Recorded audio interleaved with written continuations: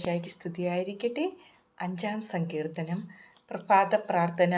കർത്താവേ, എൻ്റെ പ്രാർത്ഥന ചെവിക്കൊള്ളണമേ. എൻ്റെ നെടുവീർപ്പുകൾ ശ്രദ്ധിക്കണമേ. എൻ്റെ രാജാവേ, എൻ്റെ ദൈവമേ, എൻ്റെ നിലവിളിയുടെ സ്വരം ശ്രവിക്കണമേ. അങ്ങയോടാണല്ലോ ഞാൻ പ്രാർത്ഥിക്കുന്നത്. കർത്താവേ, പ്രഭാതത്തിൽ അങ്ങൻ്റെ പ്രാർത്ഥന കേൾക്കുന്നു.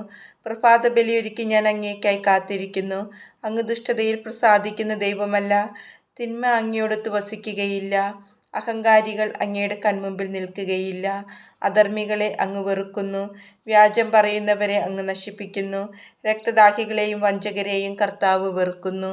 എന്നാൽ അവിടുത്തെ കാരുണ്യാതിരേകത്താൽ ഞാൻ അങ്ങയുടെ ആലയത്തിൽ പ്രവേശിക്കും. ഭക്തിപൂർവ്വം ഞാൻ അങ്ങയുടെ വിശുദ്ധ മന്ദിരത്തിന് നേരെ പ്രണമിക്കും. കർത്താവേ, എൻ്റെ ശത്രുക്കൾ നിമിത്തം എന്നെ അങ്ങയുടെ നീതിമാർഗത്തിലൂടെ നയിക്കണമേ. എൻ്റെ മുമ്പിൽ അങ്ങയുടെ പാത സുഗമമാക്കണമേ.